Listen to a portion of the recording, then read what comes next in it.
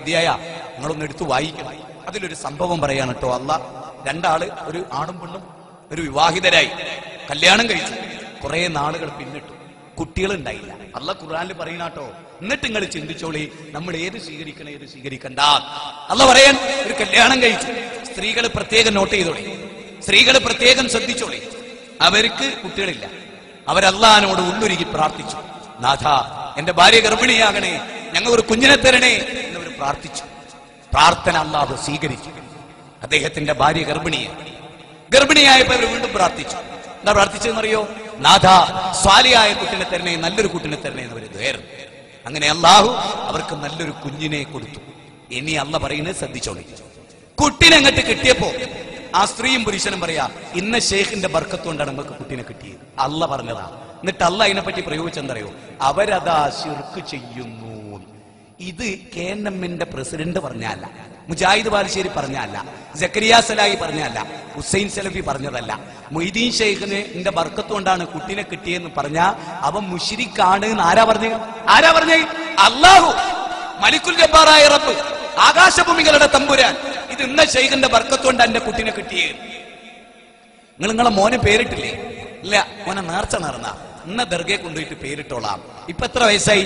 5 വയസ്സായി. മുഹമ്മദ് നബി സല്ലല്ലാഹു അലൈഹി വസല്ലമയുടെ ഈ സമൂഹത്തിന്റെ വെറുപ്പ് കണ്ടങ്ങള് നബി പറഞ്ഞെന്ത്? ഒന്നെങ്കിൽ ജനിച്ച അന്ന് എന്നെ പേര് വിളിക്കണം, അല്ലെങ്കിൽ 7ന്റെ അന്ന്. നബീനെ ധിക്കരിച്ച് 5 കൊല്ലായിട്ടും പേരിട്ടില്ല. എന്നിട്ട് ഇവര് പറയുന്നുണ്ട് ഞങ്ങൾ നബീന്റെ ആളാ. കണ്ടോ, ഞങ്ങൾ തൊണ്ട തൊടാതെ ചോര വന്നിട്ട് സലാത്തിൽ നിന്ന് തൊണ്ടയിൽ ഇങ്ങോട്ട് ഇറങ്ങിയിട്ടില്ല. പറഞ്ഞില്ലേ അല്ല, ഹൃദയത്തിൽ ഈമാൻ കടന്നിട്ടില്ല, ജാടയുണ്ട്. ഇപ്പൊ ഞാൻ ഈ കഴിഞ്ഞ ദിവസം കോഴിക്കോട്ടൊരു പള്ളിയിൽ രാത്രി പ്രസംഗിച്ചുകൊണ്ടിരിക്കുകയാണ്. അവിടെ 27 രാവിന്റെ ആ ദിവസത്തിൽ ഇങ്ങനെ പ്രസംഗിച്ചുകൊണ്ടിരിക്കും. അപ്പൊ സലാത്ത് വാർഷികം കഴിഞ്ഞ ആളുകൾ മടങ്ങാൻ അങ്ങനെ ഏന്തിയൊക്കെ ഒരു ചെറുപ്പക്കാരെ എന്നെ കണ്ടു. പറഞ്ഞാതാ നമ്മുടെ നാട് പ്രസംഗിക്കുന്നുണ്ട്. എന്നിട്ട് അവിടുന്ന് ഭയങ്കര സലാത്ത്. ആ പള്ളിന്റെ ചുറ്റട്ടത്ത് വന്നിട്ട് ഭയങ്കര സലാത്ത്. എന്നെ ചൊടിപ്പിക്കാൻ ആ സലാത്തിന് വല്ല പുണ്യം കിട്ടുമോ? എന്നെ തോൽപ്പിക്കാൻ സലാത്തില്ലേ, അള്ള പുണ്യം കൊടുക്കുവോ? സുന്നിയാന്ന് വിചാരിച്ചിട്ട് അല്ലേ? ഇതാണ് മനുഷ്യ സമൂഹം, നിങ്ങൾ മനസ്സിലാക്കുക.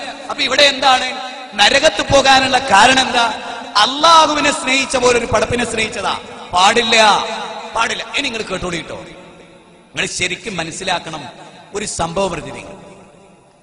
നബി സല്ലല്ലാഹു അലൈഹി വസല്ലമ ഒരു മനുഷ്യന്റെ പേര് പ്രത്യേകം പറഞ്ഞിട്ടൊരു സംഭവം പറഞ്ഞു. അംർ ബിൻ ലുഹൈ എന്ന് പറയുന്ന ഒരു മനുഷ്യനെ കുറിച്ച് നബി പറഞ്ഞു, നരകത്തിലാണ്.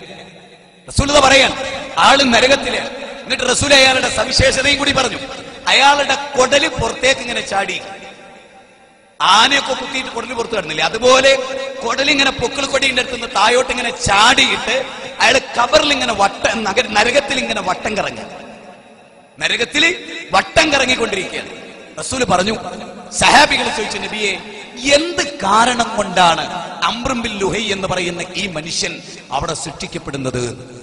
ഇനി ആ കാരണം കേൾക്കുമ്പോഴാണ് നമ്മൾ ഞെട്ടിപ്പോവുക. നമ്മുടെ വല്യാപ്പ മരിച്ചു, ആ കാരണം ഉണ്ടായിരുന്ന വല്യാപ്പാന്റെ സ്ഥിതി നരകത്തിൽ ഇതാ. നമ്മുടെ നാട്ടുകാരെ, നമ്മുടെ ജനങ്ങളുടെ, നമ്മുടെ തൊട്ടടുത്ത പള്ളിയിൽ പോലും നടക്കുന്ന ആചാരങ്ങളുടെ ആ സവിശേഷ അതുകൊണ്ടാണ് നരകത്ത് പോയത്. റസൂല് പറയാണ്, മുഹമ്മദ് നബി എന്റെ വകയല്ല, സഹീഹായ ഹദീസ്. നിങ്ങൾക്ക് സംശയമുണ്ട്, ഈ പ്രസംഗം കഴിഞ്ഞിട്ട് ഞാൻ കാണിച്ചു തരും. ഹദീസ് ഗ്രന്ഥം എടുത്തിട്ട് ഏത് ഹദീസ് ഗ്രന്ഥത്തിൽ എന്ന് ഞാൻ നിങ്ങൾക്ക് കാണിച്ചു തരും. എന്താ റസൂൽ പറഞ്ഞെന്നറിയോ? അവൻ നരകത്ത് പോകാനുള്ള കാരണം, അംർ ബിൻ ലുഹൈ നരകത്ത് പോകാനുള്ള കാരണം, അല്ലാത്ത ഒരു മഹാന്റെ പേരിൽ ആദ്യമായി ഒരു ഉരുവിനെ നേർച്ച നേർന്നവൻ അവനാണ്. സുബ്ഹാനല്ലാഹ്. മുസ്ലിങ്ങളെ ആലോചിക്കണം, മുസ്ലിങ്ങളെ ഈ പ്രസംഗം കേൾക്കുന്നവരെ ചിന്തിക്കണം. നാളെ വീടുകളിൽ, പട്ടണങ്ങളിൽ, കവലകളിൽ ഈ പ്രസംഗം കൃത്യമായി നിങ്ങളുടെ കൈകളിലെത്തിയാൽ നിങ്ങൾ ആലോചിക്കണം, അല്ലാഹു അല്ലാത്തവരുടെ പേരിൽ ഒരു ഉരുവിനെ നേർച്ച നേർന്നതിന്റെ പേരിൽ കൊടല് പുറത്തു ചാടി നരകത്തിൽ വട്ടം കറങ്ങാനാണോ ഈ ഉമ്മത്തിനെ വിട്ടുകൊടുക്കേണ്ടത്?